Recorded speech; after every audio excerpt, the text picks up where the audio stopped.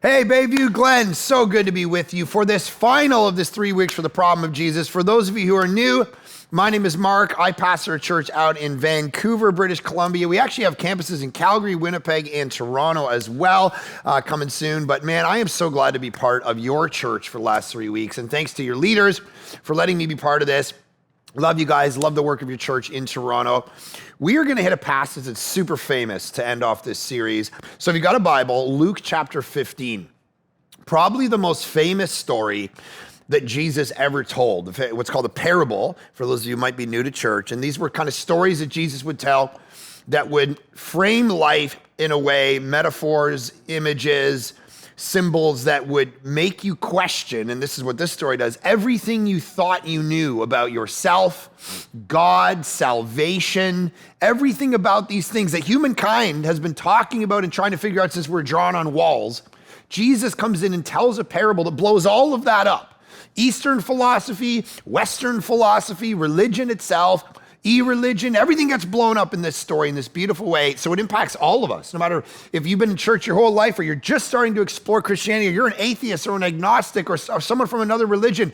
This story is going to impact you in the way Jesus tells it because he tells a story about, now it's been called the prodigal son, which is a bad name because it's really about two lost sons, not just one son, as we're going to see. So as I read this, I want you to try to find yourself in which son are you, and then we're going to see the point of the story. So Luke 15, let's just work through the narrative and talk about it together. Starting in verse 11, it says, "And he said there was a man who had two sons, and the younger of them said to his father, 'Father, give me the share of property that is coming to me.'" So in that culture, of course, you'd wait. I mean, this was purely offensive, right? My father, when he dies, he's going to give me money. And the son goes to him and he says, "I want the money now.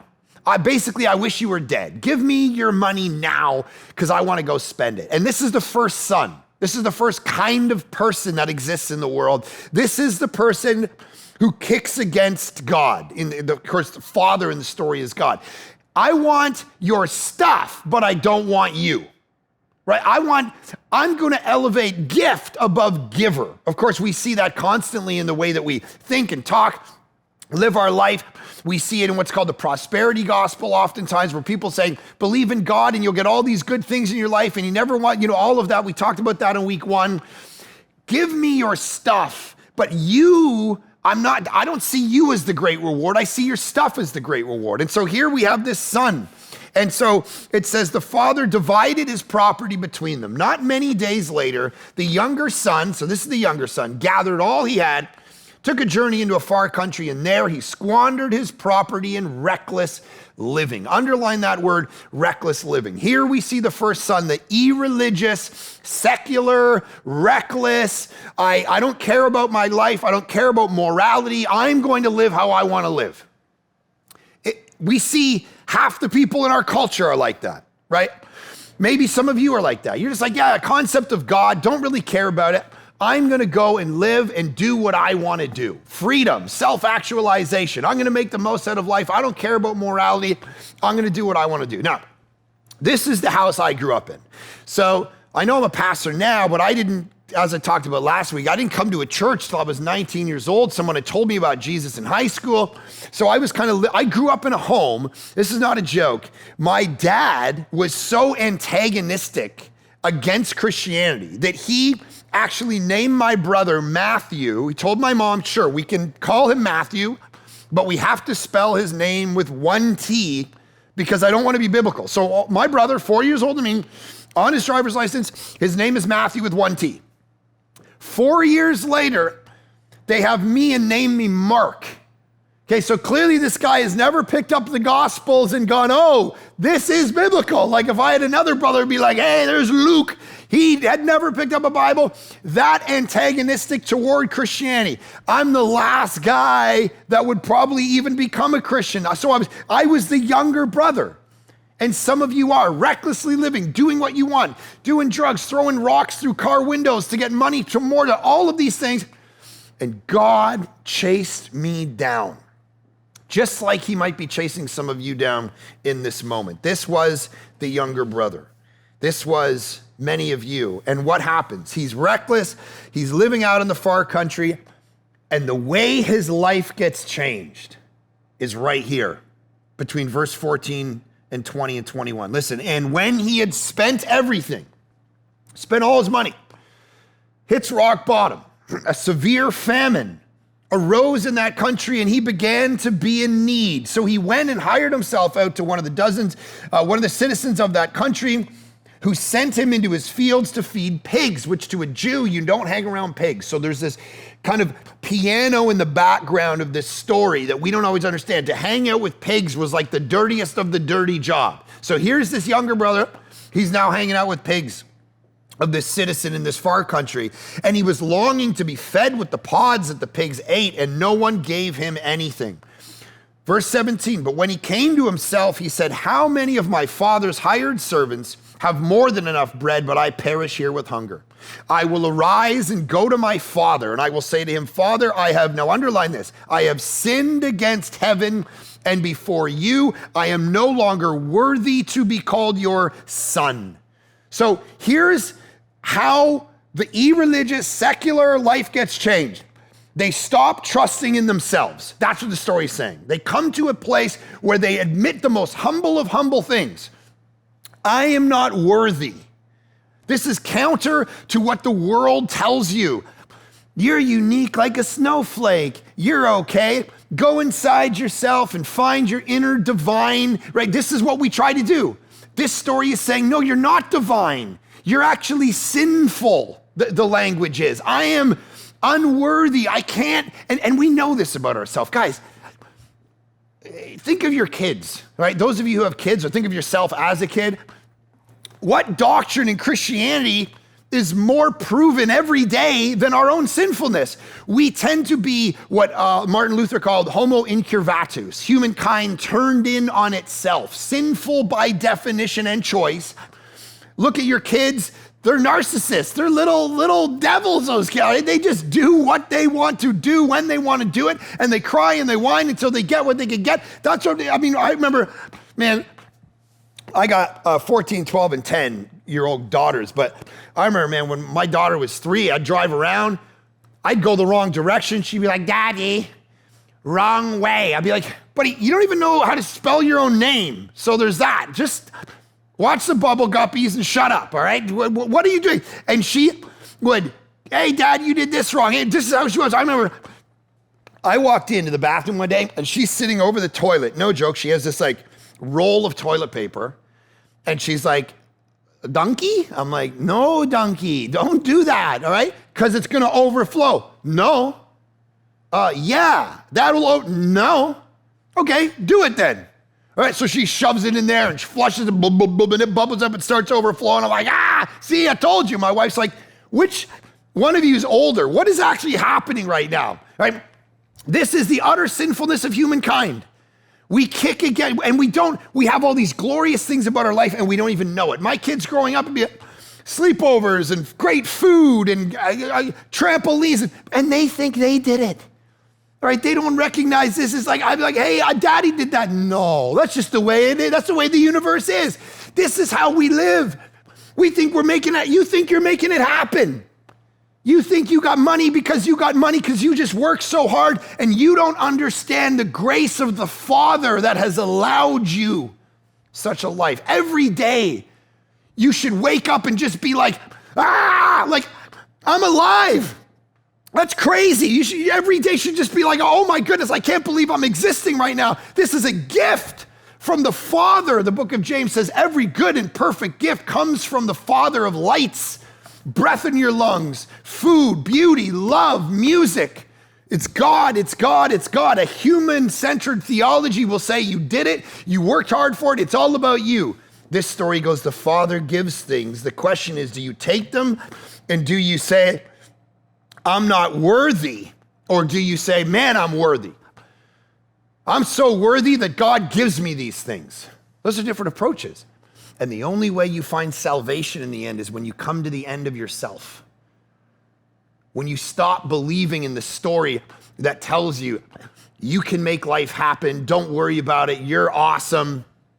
I live in the West Coast, and I remember going to this coffee shop a little bit ago, and there was a jar sitting there, like when you walk up to the counter, you buy your thing, and it's tips, and it was called the karma jar, right? Karma jar, man. You throw a little money in there, karma's gonna give it back to you. And this story just came out and called out two things. It said, New Ageism is wrong. You're not divine. But it also says that you're not, on the flip side, an animal because you're a son. You're a daughter of the Father. You're a child. You're not simply part of the animal kingdom doing life by instinct only. There is a sacredness about you. You're made in the image of God. That's the image. And yet, we're lost, right? We're not found yet. We're prodigal.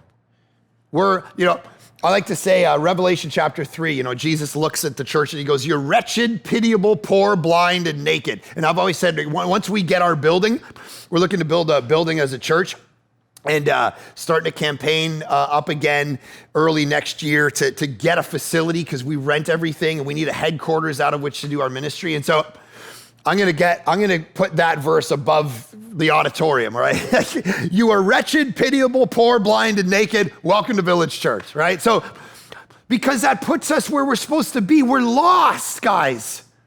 And if it's all about you, and if you're fine, and if New Ageism is true, then you don't need saving. You'll never come to understand what this younger son comes to understand, that I got nothing without him. I need to come to the end of myself to actually ever be saved. That's the reason you lie.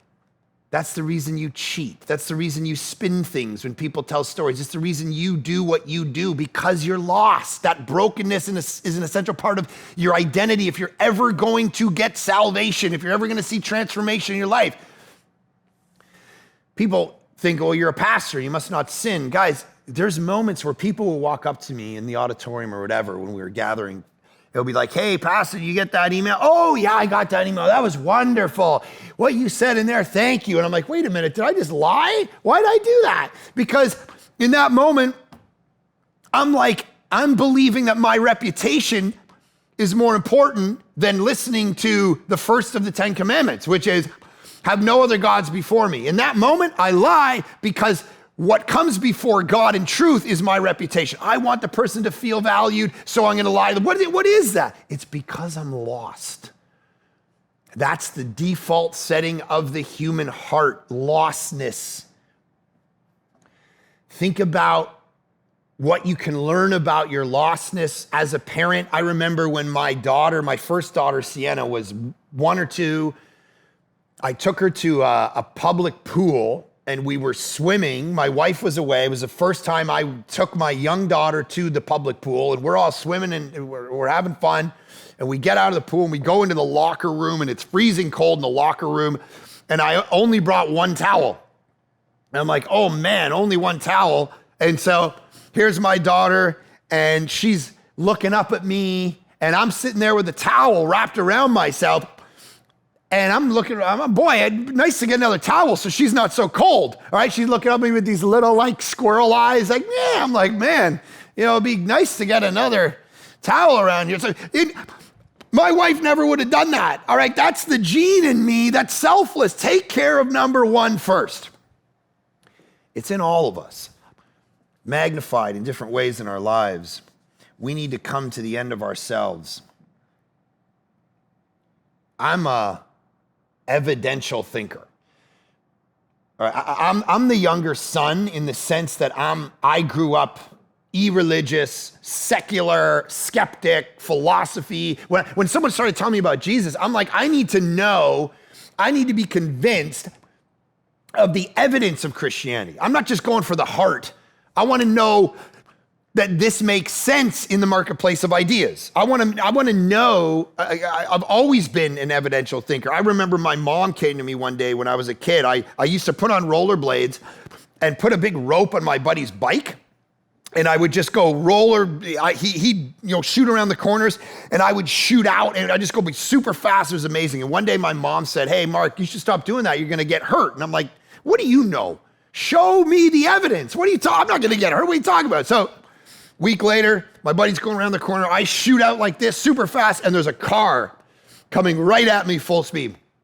And the only way to not die was I went down on the ground on my back and just skidded across the asphalt. My back's getting ripped up, my legs getting ripped up, and I stop. And the car stops dead over me, and I look up at the engine, and I just remember the first thought that entered my brain was, oh, evidence. All right, now I believe. All right, now I can see what you're talking about. I never believe anything until there's evidence. So if you're the younger brother, let me just talk to you for a couple minutes about what made me begin to realize that Christianity is true. First, there's the question, of course, of the origin of all things, a pretty big one. Is there reasons to believe in the existence of God? And I began exploring this. And I began realizing something. So all the philosophers for thousands of years, Plato, Aristotle, Aquinas, everybody knew that if anything begins to exist, it has to have a cause, right? It's called contingency. It's like if something begins to exist, something had to exist before it to make it happen. So for instance, you exist, right? And so your parents one day, the mood was right, whatever, and now you exist, all right? So those parents existed before you, outside of you, and predated you. They came together to do it. So people would say, well, what is the eternal, non-contingent, what's the thing that's always existed? And for thousands of years, people would say, well, the universe. The universe is the thing that never began to exist. It always existed, so we don't need God. Until the 1930s, when Edwin Hubble looked through his telescope and realized that all the planets were moving apart from each other, and he started to rewind the clock back, and he realized that billions of years ago, the universe actually began to exist. It had a birthday. All time, energy, matter, space came into existence in a single moment, and all space even is expanding ever since. And so this pushed the philosophical question back to whatever begins to exist has to have a cause. Now we know the universe began to exist. Now the universe has to have a cause. And I began realizing that actually philosophically and scientifically, the deeper science has delved into biology, astronomy, the moral, ethical questions, philosophy, history, literature. The more legitimate Christianity has become, not less. When Darwin was doing his work, he couldn't see into DNA. He was looking at bones and wings and doing external microscopic things. But now we've got into DNA strands, and we've realized that there's a language built into our humankind. There's literally a language, one scholar, Francis Collins, calls the language of God, built into humankind. I mean, this is pointing toward the existence of God, and that began to bother me, like it might bother some of you younger sons. I don't want to believe in this. Or what about the question of morality? Why do you believe in right and wrong? That should bug you. It bugged C.S. Lewis, who later in his life as an Oxford professor said, I don't want to believe in any of this, but why do I know the difference between right and wrong? Why do I know that murder's wrong, genocide's wrong? Why do I have this sense of justice? I want to constantly fight for justice on my social media page. Why is that? Because if we just developed out of animalistic instinct, we wouldn't have an objective moral value that said, that is always right and that is always wrong. And of course, the postmodern response to that has been, well, let's just say that all morals are relative and subjective to the person. There are no objective moral values. There's a problem with that. Try to step in line at the grocery store and see if anybody believes in objective moral values. I remember here in Vancouver, we live right near the border, about 10 minutes from the border. So there's the normal line where you sit for 3 hours. of course, before COVID. Now there's no one there because you're not allowed to go. And then there's the Nexus line. And the Nexus line is this special group of people who go get their applications and they get a card and they can just zoom by everybody and go right down to the States. So I remember I had just moved here. I didn't know any of that. And so I'm getting in line. I see this 3-hour line and then I see this empty line. And I'm like, sweet. Sure, Nexus, sounds good. So I just jump into it and boom, I shoot down past 3 hours of traffic. Right at the end of it, I turn into the normal traffic because I realize, I don't have one of these Nexus cards. I turn in and I'm right in front of these 3 guys in a big pickup truck and they are angry. I mean, I just cut in front of them and they are jacked. They're yelling and screaming. They're all like, they're hunters or big guys. They just came from killing something for sure. And I'm like, oh my gosh, what is going on? And I'm seeing them and they're screaming and yelling. So now when you're, built like me, you tend to not fight very much. And you really, if you get into trouble, you have one of 2 outs. You either run really fast or you act crazy.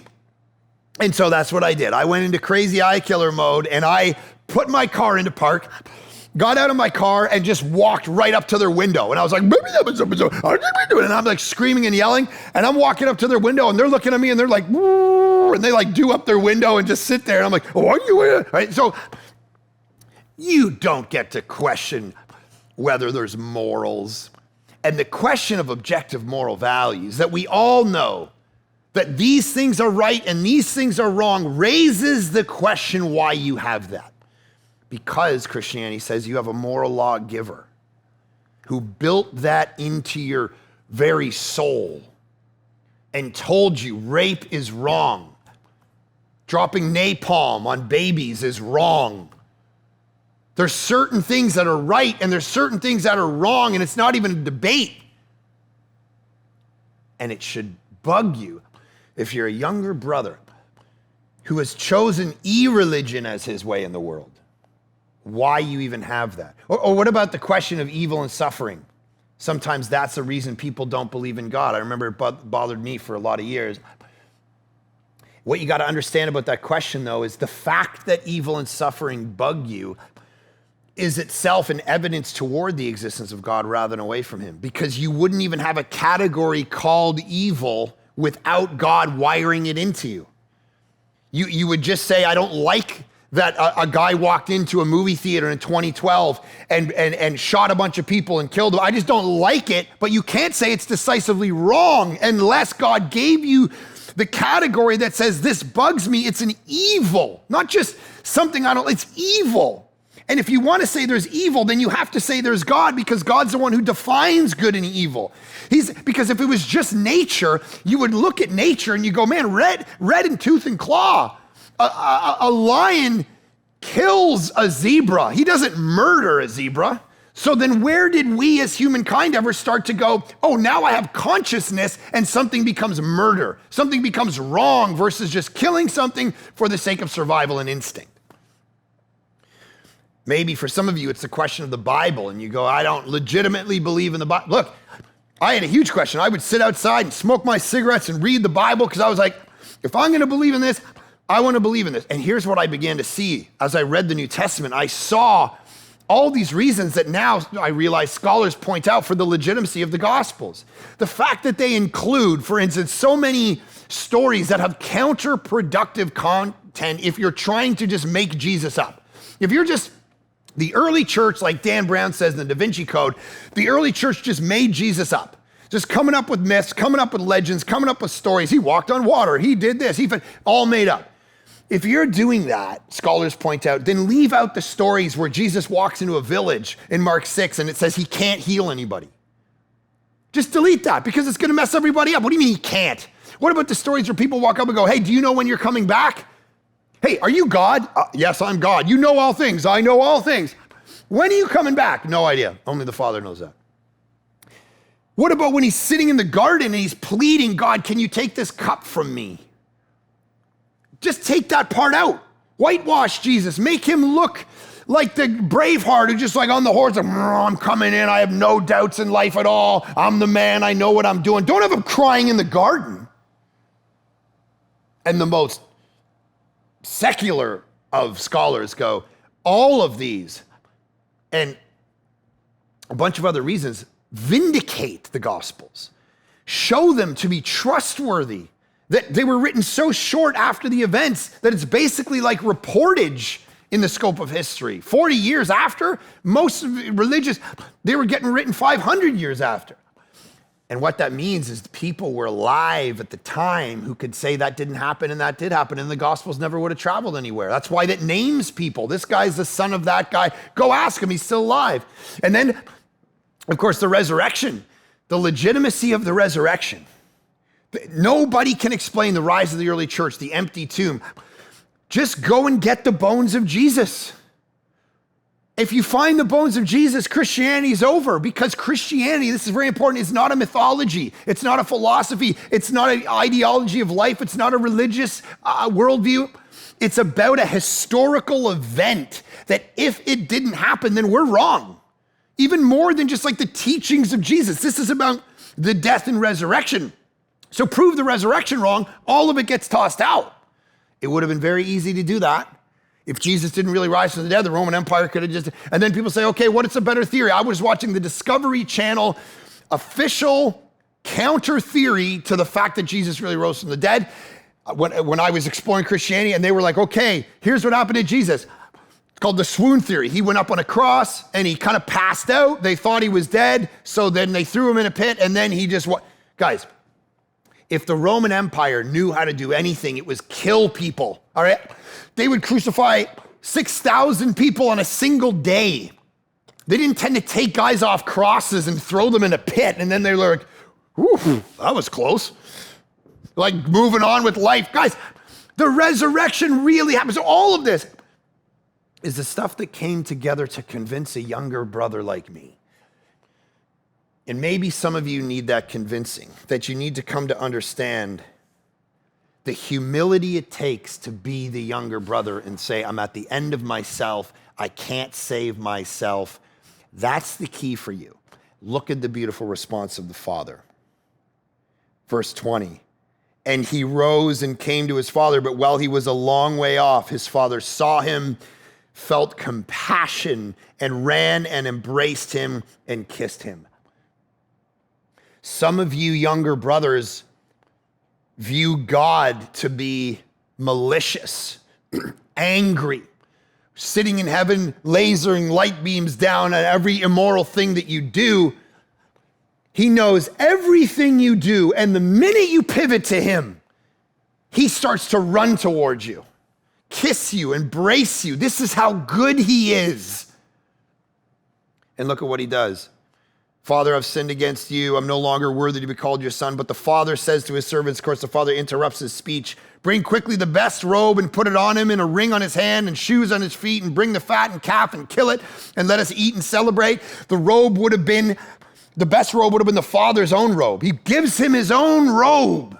Christianity explains that as the righteousness of God gets put on us, he kills his most prized possession, the fattened calf, and kills it and celebrates the return of this son who, because of humility, has now trusted in the love of the Father.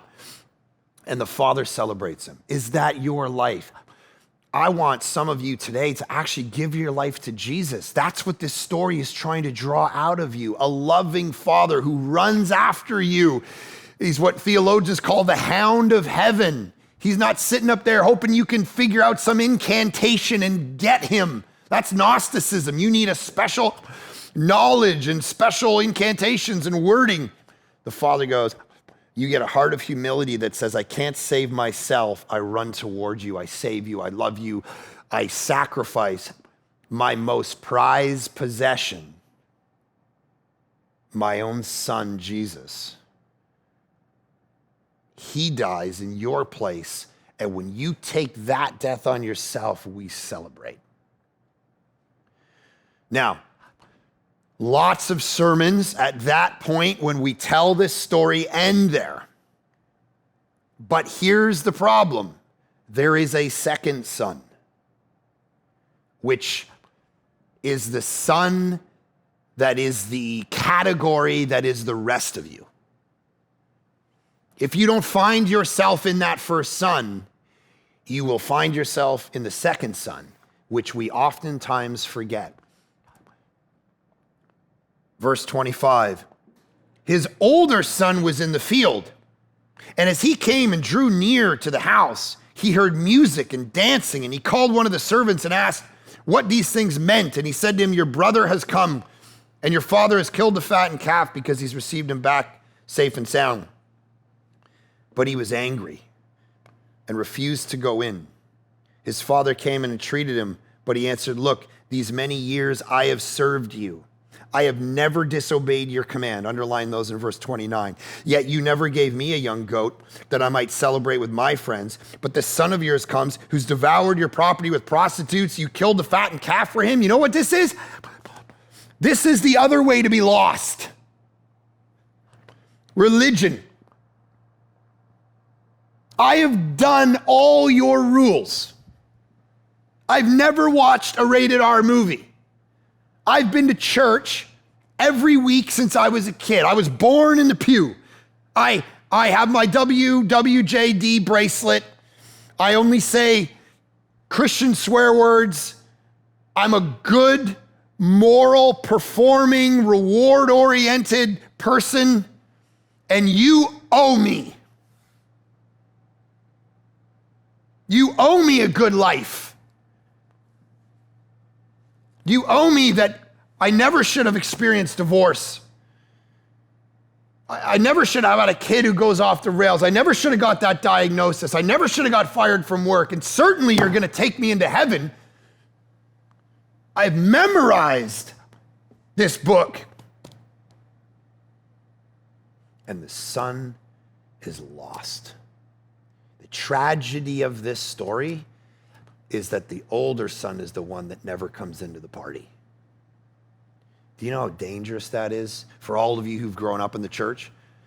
We talked about the younger son for a while. There's a way to be lost because of immorality, and there's a way to be lost because of morality. And it's keeping you from the kind of humility that we saw in the son. I remember my early years of college, my friend called me up. He said, I have a really cool opportunity for us. It's to go on a television show and talk about God. I was like, awesome. Great. What's the topic? The topic's prayer. Okay, awesome. Well, because I didn't have a prayer life, I went and read books about prayer. And I got some good little one-liners. So my buddy picks me up and we start going to Toronto, a studio in Toronto at the time. We get all set up. He's driving there. He says, hey, what are you going to say about prayer? I said, I don't know, but I read this great line from this book that I read that prayer is not only talking, but it's listening. And I'm just going to slam that and I'm going to get mystical. Oh, yeah, that's great. I said, what are you going to say? He said, I don't know yet. And he kind of gave me, I was like, what? So we get in the studio, makeup, cameras are rolling, everything's set, boom, it's live. And the host says, blah, blah, blah. Hey, glad you're here. We're talking to Mark and his buddy. We're doing all this stuff. Let's talk about prayer. And they look at my buddy first and they say, what's your profound thought on prayer? And he looks right at the host and he goes, I've realized that prayer is not only talking, but listening. And then he kind of gives me a quick look. You can see it. He just gives me a quick look. And I'm like, and I just want to kill him right on national television. Just end it, whatever. Take me in cuffs. I'm over, right? This guy steals my line. And then they go, oh, that's profound. What do you think, Mark? And I'm like, I don't know. Coincidences happen, but life is... I'm like, what are we talking about? Do you know how sick that is? You know what that is? I was emptied of real prayer life, so I was playing a game. I was acting. I was performing. I was speaking to something I didn't really know and experience and believe. And that is the state of the religious soul. It looks good, it sounds good, and it's empty when there's nobody looking. And that is actually the tragedy of the story. Because Jesus is saying, you can't actually earn it. You can try to be a good person, but I'm a righteous person. Father, look, I've never done anything wrong. I've obeyed all your commands, verse 29. I've never disobeyed. I have served you. I've done everything right. You know, even non-Christian people believe that there's a kind of righteousness that can save them. Whether that's just socially or in their own spirit or whatever, I'm a good person and that should mean something. Here's the problem. In that moment, here's the mistake the older brother makes, and we do it as religious people all the time. They're comparing themselves to the wrong thing. Here's what I mean. You can always find someone worse than you. So when I looked at my non-Christian, when I just became a Christian, and I'm sitting in the garage chatting, like 1 minute I'm smoking weed on a Friday night in my buddy's garage, and we're all, 2 weeks later I come to Jesus and I'm sitting in the same garage now defending Christianity. I mean, still high because I got the garage door closed, but now I'm defending Christianity. And what are they saying? I don't need Jesus. Why? Because I'm going to go to heaven when I die. Why? And this might be some of you, because I'm not Hitler. I'm a good person. Here's the problem with that philosophy. You're comparing yourself to the wrong thing. The gospel, it's like, okay, so I've been in like 2 fights in my life. One of them was my buddy Kevin. He knocked me out pretty quick. The other fight I won. Couple punches, little stranglehold, it was over. It was my cousin, Cheryl. All right, and I was like, I started walking, I was a man. I'm like, oh man, I want to fight. I beat up my cousin. Oh man, I'm legit. Yo. So put me in the ring though with someone bigger and stronger than me, and I'm done. Here's what Christianity says. You're not in the ring with Hitler. You're not in the ring with this person on the news that blew away a bunch. You're not in the ring with anybody. You're in the ring against the God of the universe. Now, how does your righteousness hold up? How does it measure? But I've done everything right. It still ain't enough. You need to let the sacrifice that was done for you by the perfect Lamb of God, slaughtered on your behalf, save you, and nothing else will. Not your performance, not your religion, not your church attendance, nothing can save you. And this is what's so scary about the religious spirit. You needed someone to go to bat for you. In college, a friend of mine asked me for a paper that I had written the previous semester, got an A, and he said, I'm taking the same course with the same teacher, but I can't really get a start. I just want to borrow the paper. And I said, you can't borrow the paper, you're going to cheat. No. I'm just going to use it as inspiration. And then I'll give it back to you. Okay, so I give him the paper, and I was like an academic. I really wanted to do well in school. I wanted to become a PhD. I wanted to be a teacher. I wanted to do all these things. So I'm like, bro, this is going to be real. Yeah. So 2 weeks later, he calls me up. He says, I got a confession. What? I copied your paper word for word. I handed it into the teacher. I didn't say anything, but now the Holy Spirit convicted me, and I went and told the teacher that I copied the paper. And there's a tribunal tomorrow with 4 or 5 teachers because they want to know who gave me the paper. So they can suspend us. What? Maybe expel us. Sorry? No. Yeah. You can't tell them my name. I'll never tell them your name.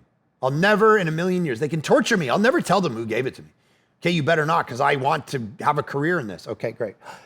He goes in the room, all these 5 teachers line up, they open up their binders. Who gave you the paper? I'm not going to tell you. Who gave you the paper? I'm not going to tell you. Who gave you the paper? It's all they cared about. I'm not going to tell you. He says, I won't tell you who it was because he asked me not to. They said, okay, so we know it's a guy. We know they were in last semester. How long do you think it's going to take to figure out who you hang out with? Gave you the paper. Tell us your name. And he looked up at them. He says it dragged out for 40 minutes. I think he probably looked up after 2. But anyways, he says, Mark Clark. They shut the binders. They left the room. He calls me up. He says, not going to look good. And I started crying. I was like, oh my gosh, my whole life is done because this idiot copied my paper. Here's the thing. I waited for that phone call. And I waited, and I waited, and I waited, day after day, week after week, and the phone call never came. And I thought I dodged a bullet. Until a couple years later, someone in passing had told me that one of the professors had heard about the tribunal and had written them an email on my behalf, calling out the whole spirit of the meeting and said, if you go at Mark, I'm going to come for you. All of their wrath got satisfied because a substitute stood in my place and went to bat for me. And I think about that image constantly when I read the picture of the gospel that Paul writes in Romans 3 and Galatians 2, and the picture of Jesus dying as a substitute on my behalf so I never feel the heat. My fear is that some of you are trusting in yourself and your own performance as if you can substitute for yourself, and you can't.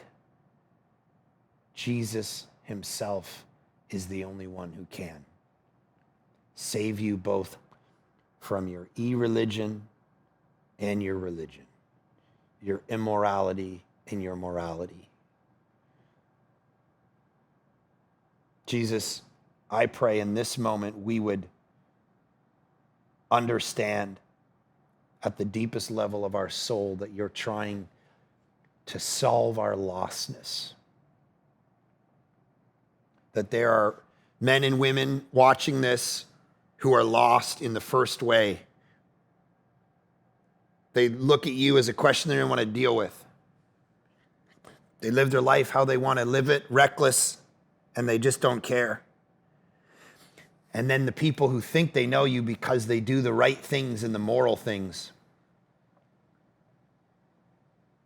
I pray for both groups to come to the place of humility and repent and turn from their sin and trust in the sacrifice of Jesus that was done for them and the resurrection that was done to empower them. Lord, in this moment, let this church be completely centered in the accomplishment of Jesus on their behalf and the loving Father that's calling them, that's pursuing them, that's giving them an identity that will empower them for the mission that he's given them. Let all of our lives on both sides of the spectrum be upended, and let us see and feel the truth and live it. In Jesus' good name we pray. Amen. Guys, thank you so much for letting me be part of your church these last 3 weeks. God bless you.